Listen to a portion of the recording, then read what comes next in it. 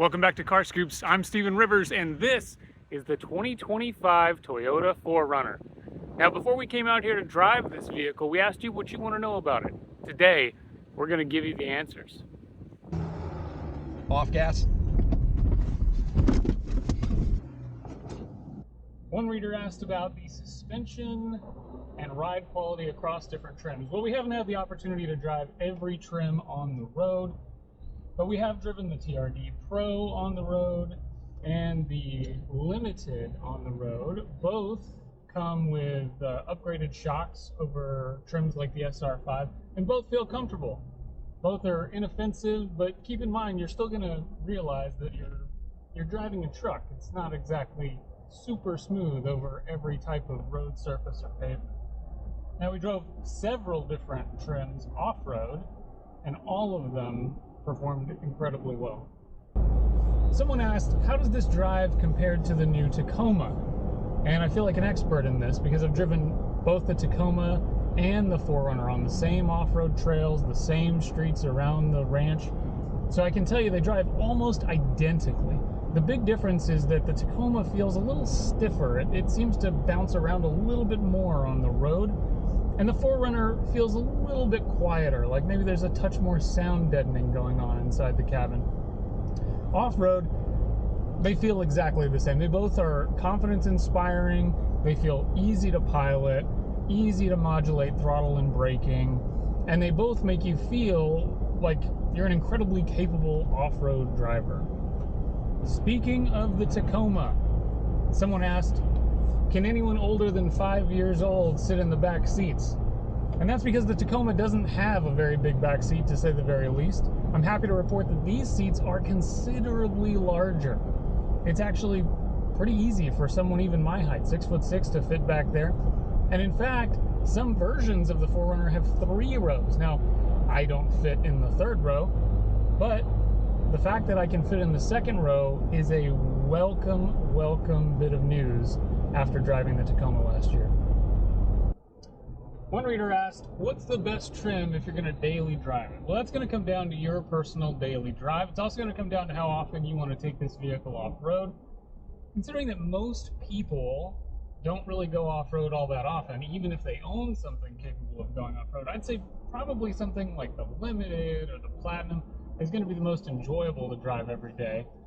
But keep in mind that both of those are going to come with hefty price tags, so it's really going to come down to your personal use case. Someone asked, is there something ultra compelling about buying this over an alternative SUV like the V6 Honda Passport? And really, it's going to come down to off-road capability more than anything else, right? The Honda is a unibody. It's much better to drive on the road. It's more comfortable to drive on the road, and it's really aimed at that more. This is basically on a truck frame, and so it's a little more rugged and it's a little more capable, but you're going to give up some of that on-road comfort. Someone went more specific and asked, is there a reason to buy this, the turbo hybrid version of the 4Runner, over something like the Lexus GX? The honest truth is, no, not really, honestly. In fact, there are Land Cruisers that are cheaper than this, but have more off-roading features than the 4Runner. So if you're into Toyota and Lexus, by all means drive all 3, but from a value perspective, the Lexus might be the way to go. Someone asked a really question. Is the hood scoop functional? And if by functional you mean that it looks cool, I mean, maybe. But if you mean functional as in it does anything for performance or to aid in cooling, the answer is no. One reader asked how the adaptive variable suspension works in the Limited or Platinum trims. We didn't have a chance to drive the Platinum at all. We really didn't have a chance to drive the Limited very far.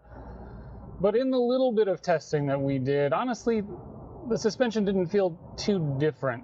On the road, it felt comfortable enough. It didn't feel like a rough and tumble truck.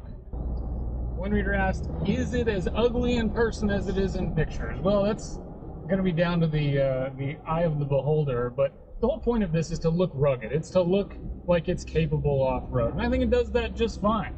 It's not meant to look soft or attractive to the eye necessarily. It's meant to look kind of butch. Finally, someone asked, does it have the real off-road capability that many of its predecessors did? And the reality is, yeah, we're kind of in the golden age of off-roading, it feels like. These 4Runners, the Tacoma, the Land Cruiser, all of them are incredibly capable off-road when optioned correctly. They'll do things that you would have to spend tens of thousands of dollars to do in a cheap used SUV, probably.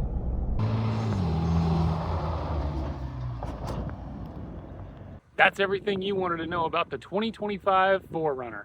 If there's any other questions you have about it, leave them for us in the comments. Until next time, this is Carscoops.